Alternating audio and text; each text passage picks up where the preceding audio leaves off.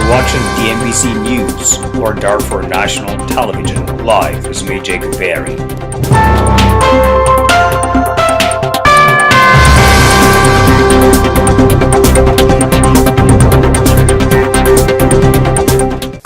For the DMBC News or whoever's watching this video, we have to see also the most talented people in our country, in the world, who are willing to change the character and the status quo in our societies. So the first thing, that the most talented people are actually working around the clock to try to make things better. But there are some people out there who are exactly wanting to do the opposite. They want to reverse the things. They want to reverse the things because they want people to get stuck in their lives. But for us, we want to tell them that we're here for the future, and we're going to do everything we could to try to change the attitude of the people who are trying to harm our societies, our communities. And also we want to tell people and send direct message to the dictators of the world that the dictatorship does not work on their interest. Because if you see the situations like in the Arab countries that it started in 2011, so a lot of people just end up dead, and a lot of people end up in a very harsh conditions. So therefore, we have to be more democratic rather than just repressive.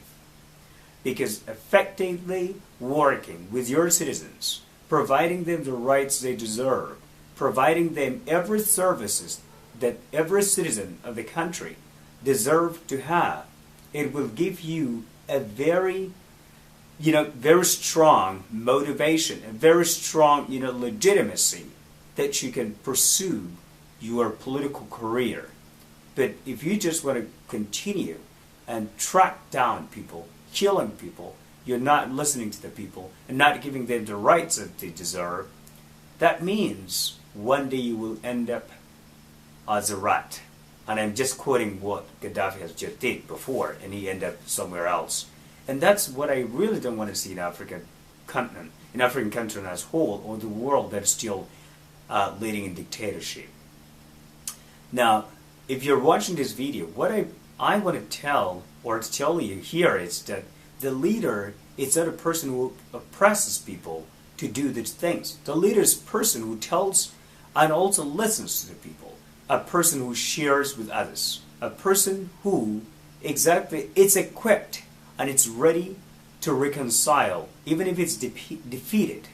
And winning the election also for most of our leaders that are dictating the elections, that are frauding the elections. It's just, I want to tell them that in this world, so you're almost like your life, it's 75, between 75 to 80 years old, and beyond that you're just you have no power. So you have to know how to invest and to be a nice person to your citizens so that people can remember you in a very good nature.